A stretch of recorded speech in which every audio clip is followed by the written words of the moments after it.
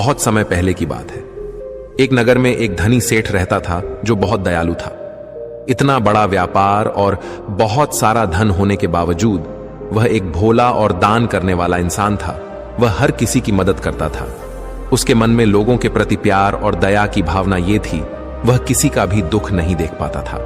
उसके इतने दयालु और भोलेपन की वजह से उसके आसपास के लोग उसकी इसी बात को उसकी कमजोरी समझकर उसका फायदा उठाते थे। कुछ लोग उस सेठ के सामने झूठ मूठ का रोना रोकर उससे पैसे उधार ले जाते थे। सेठ अमीर तो था ही और ऊपर से दयालु भी। जब वह सेठ उन लोगों की दुखी हालत देखता और उनकी परेशानियां सुनता तो उसका मन भर आता, और जब वह लोग उससे कहते हैं कि मुझे थोड़ा धन उधार चाहिए या तुम मेरी मदद करोगे, मैं तुम्हारा यह एहसान कभी नहीं भूलूंगा, तो वह मना नहीं कर पाता। वह सोचकर धन दे देता कि अभी इसका बुरा वक्त चल रहा है, इसको मेरी मदद की जरूरत है, बाद में यह पैसे लौटा देगा। धीरे धीरे वक्त गुजरता गया। लोग उस सेठ के आगे बिना बात का रोना रोते और उसका धन ले जाते और कभी वापस नहीं करते। सेठ भी कभी धन वापस नहीं मांगता था। उसको लगता था कि जब इसका बुरा वक्त गुजर जाएगा तो धन वापस कर देगा। लेकिन कहते हैं ना कि हर सुबह के बाद रात होती है, हर सुख के बाद दुख आता है और दुख के बाद सुख आता है। ठीक उसी तरह उस सेठ के साथ भी हुआ। कुछ सालों बाद उसे पास धन कम होने की वजह से उसके व्यापार में माल भरने के पैसे कम होने लगे और इसके वजह से उसके दुकान पर अब ग्राहक भी कम होने लगे, क्योंकि जो सामान उन ग्राहकों को चाहिए था वह सामान उस व्यापारी के पास खत्म होने लगा था और उस सामान को लाने के लिए अब उसके पास इतना धन भी नहीं था। धीरे धीरे सेठ का धन समाप्त हो गया। एक समय था जब वह सेठ अपने नगर के अमीर लोगों में आता था, पर आज उसके पास पैसे नहीं थे। ऊपर से ढेर सारा कर्ज उसे बाजार से लेना पड़ा। उसे समझ नहीं आ रहा था कि वह क्या करे। उसने महात्मा बुद्ध के बड़े चर्चे सुन रखे थे। उसे ये पता था कि उसके बहुत मित्रों ने उनके पास जाकर अपने जीवन के लिए सही मार्गदर्शन लिए है और वह जो ज्ञान देते हैं वह काफी जिंदगियां सुधार चुका है। उसने निश्चय किया कि अब तथागत गौतम बुद्ध ही उनकी समस्या का हल बताएंगे। यही सोचकर वह अगले दिन गौतम बुद्ध से मिलने निकल पड़ता है। वहां जाकर बुद्ध को प्रणाम करते हैं। फिर सेठ गौतम बुद्ध से कहता है, मुझे मेरी समस्या का निवारण चाहिए। बुद्ध कहते हैं, पूछो, क्या पूछना है। फिर वह उन्हें सारी बातें बताता है कि कैसे वह लोगों की मदद करके अमीर से गरीब हो गया, कैसे उसने बस लोगों की बुरी हालत देखकर अपने व्यापार के पैसे उन्हें मदद करने के लिए दे दिए और आज वह खुद जरूरतमंद हो गया है। गौतम बुद्ध उसकी सारी बातें ध्यान से सुनते हैं और कहते हैं कि तुम बहुत ही ज्यादा सीधे और दयालु हो। जरूरत से ज्यादा सीधा होना भी हमारे लिए मुसीबत पैदा कर सकता है। आगे बुद्ध कहते हैं, तुम लोगों की मदद इसलिए करते थे ताकि वो मुसीबत से बाहर निकल सके, लेकिन लोगों ने इसका फायदा उठाया और तुम्हें ठगने का काम करते रहे बाय। उस सेठ ने कहा, आप बिल्कुल सही कह रहे हैं बुद्ध। मेरे दुखों का कारण मेरा ज्यादा सीधा होना, सरल होना और दयावान होना ही लग रहा है, लेकिन मैं अब क्या करूं? मुझे रास्ता बताइए। क्या मैं बुरा बन जाऊं, दया निकालकर फेंक दूं, निर्दयी हो जाऊं? क्या अच्छाई करने की कोई कीमत नहीं? इस दुनिया में क्या मदद करने से या किसी का भला करने से बस यही परिणाम मिलता है? बुद्ध कहते हैं, नहीं, तुम्हें यह सब नहीं करना है। कई बार तुमने देखा होगा कि जो व्यक्ति ज्यादा अच्छा होता है उसे उतना ही ज्यादा दुख मिलता है।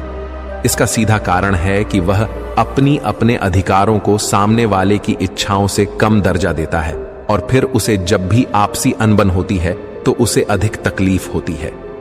लेकिन उसी के विपरीत हमें हमेशा यह भी नहीं सोचना चाहिए कि हमारा अच्छा ई और भला करना बेकार है या यह बस हमारी कमजोरी है। हमें अच्छा इसे हाथ कभी नहीं छोड़ना चाहिए। हमें बस यह सीखना है कि कभी कभी हमें भी अपनी बात रखने का अधिकार है और हमें अपने अधिकारों की रक्षा करनी चाहिए। इसलिए हमें अच्छे इंसान बने रहने के साथ साथ अपने अधिकारों की रक्षा करना भी सीखना होगा। अगर हमें गलत तरीके से नुकसान हो रहा है, कोई हमारा गलत फायदा उठा रहा है, तो हमें उसका सामना करने के लिए सही तरीके से खड़े होना जरूरी है। यही एक सच्चे और अच्छे इंसान की पहचान और शख्सियत होती है। वह आदमी कहता है, बुद्ध, मुझे थोड़ा थोड़ा समझ आ रहा है, लेकिन अभी भी मैं पूरी तरह नहीं समझा। इस पर बुद्ध कहते हैं, चलो मैं तुम्हें एक कहानी सुनाता हूं। उसके बाद तुम्हें समझ आ जाएगा कि तुम्हें क्या करना है और क्या नहीं करना है। बहुत समय पहले की बात है। एक जंगल में एक भेड़ रहती थी। उस भेड़ ने एक को जन्म दिया। वह मेमना बहुत ही सुंदर था। उसके शरीर पर बहुत ही चमकदार घने बाल थे। वह बहुत ही सुंदर लगता था। भेड़ भी अपने से बहुत प्रेम करती थी और उसका बहुत अच्छे से देखभाल भी करती थी। भेड़ अपने बेटे को अच्छी अच्छी बातें सिखाती, उसे अच्छे संस्कार देती। उस भेड़ की इच्छा थी कि उसका बेटा बड़ा होकर खूब नाम रोशन करे। लेकिन भेड़ के ज्यादा लाड़ प्यार के कारण मेमना बिगड़ता जा रहा था। उसकी मां उसे अच्छी शिक्षा देती थी, उसे अच्छे से रखती थी, दिन रात उसका पूरा ख्याल रखती थी। लेकिन मेमना दिन प्रतिदिन शैतान और जिद्दी होता चला गया। वह अपनी मां की किसी भी बात को ध्यान से नहीं सुनता और ना ही किसी बात पर ध्यान देता। उसे हर पल ऐसा ही लगता कि मेरी मां मेरा इतना ख्याल रखती हैं और इसी कारण वह खुद की जिम्मेदारी नहीं लेता था, ये सोचकर कि उसकी मां उसे किसी भी संकट से निकाल लेगी। वह धीरे धीरे गैर जिम्मेदार होता जा रहा था और अब उस भेड़ का लाड़ और प्यार उसी के मेमने के अच्छे और जिम्मेदार बनने में रुकावट बन गई थी। फिर एक दिन वह मेमना घूमता घूमता पास के जंगल में जा पहुंचा। वह मेमना पहली बार जंगल में गया था। उससे पहले बार जंगल में जाने का मौका मिला था। वह जंगल की सुंदरता को देखकर चकित रह गया। उसने कभी इतनी सुंदर चीज नहीं देखी थी। इतनी सुंदर पौधे, रंग बिरंगे फूलों को देखकर बहुत ही प्रशंसा हुई। उसे ये सब देखकर बहुत अच्छा लगा। फिर उसने झांकियों के कुछ पत्तियां खाई।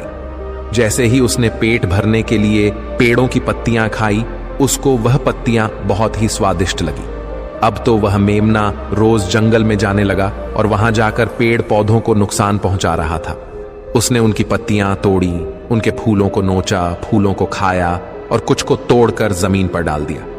उसमें मेमने को इस बात की बिल्कुल भी परवाह नहीं थी कि वह क्या कर रहा है।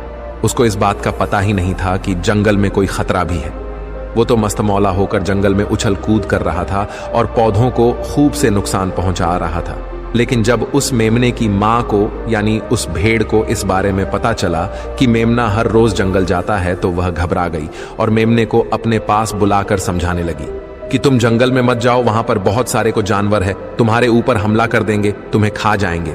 लेकिन मां की बात का उस पर कोई असर नहीं हुआ, बल्कि वह मेमना अपने माता से कहने लगा कि मां, जो भी मेरे सामने आएगा वह मुझसे जमकर मार खाएगा, फिर वह बहुत पछताएगा। इसके बाद मेमना फिर से जंगल की तरफ भाग गया। उसे अपनी माता की कही बातें झूठी लगने लगी। हर रोज की तरह उस दिन भी वह उछल कूद करने लगा और पेड़ पौधों की पत्तियां तोड़ने लगा। कभी फूलों को तोड़ता, कभी पेड़ों को खूब नुकसान पहुंचाता। लेकिन उस दिन उस जंगल में एक शेर पहुंचा। वह शेर बहुत ही ताकतवर था, लेकिन ताकतवर होने के साथ वह दयालु भी था। उस शेर का मानना था कि कमजोर प्राणियों को नुकसान पहुंचाना ठीक नहीं है। शक्तिशाली होने का मतलब यह नहीं है कि मैं किसी कमजोर प्राणी पर शक्ति का प्रयोग करूं। वह शेर उस जंगल में घूमने लगा। घूमते घूमते है वहां पर पहुंचा जहां पर वह नासमझ मेमना शैतानी कर रहा था। शेर ने उस मेमने को देखकर आश्चर्य में पड़ गया। शेर ने सोचा कि इस मेमने को किसी खूंखार जानवर का डर क्यों नहीं है।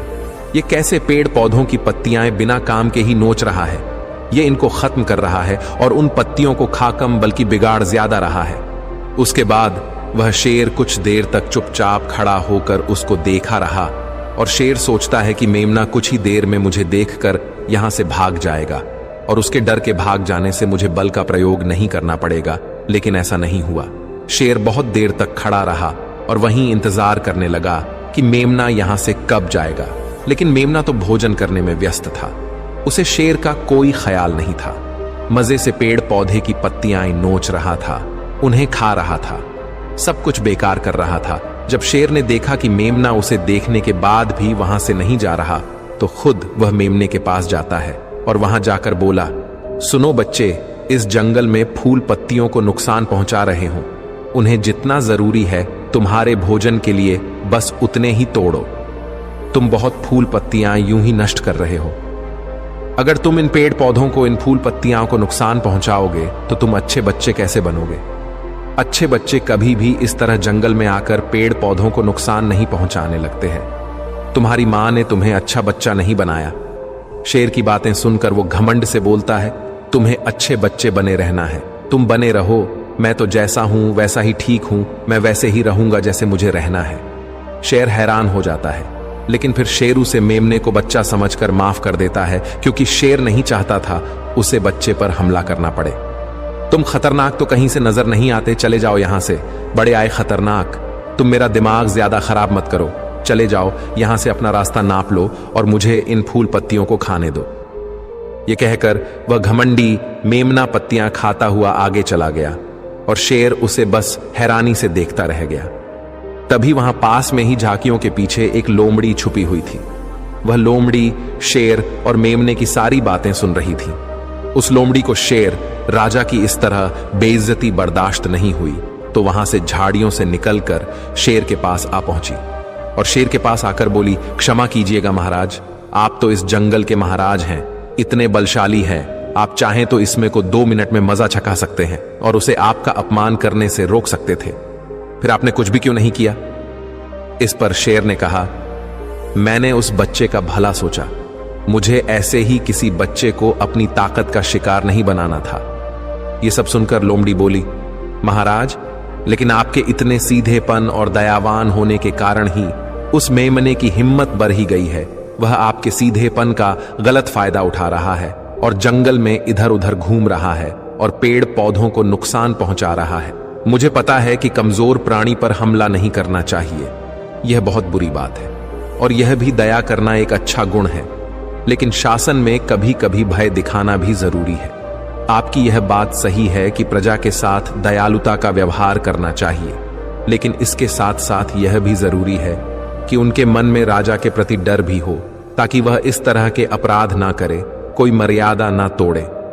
लोमड़ी की बात सुनकर जंगल का राजा शेर लोमड़ी से कहता है, क्या ऐसा हो सकता है कि मेमने को भय दिखाकर हम उसे काबू में कर सके, जिससे कि उसमें सुधार आए और उस मेमने को किसी तरह का नुकसान भी ना पहुंचे, जिससे कि वह जंगल के पेड़ पौधों को कोई नुकसान ना पहुंचाए?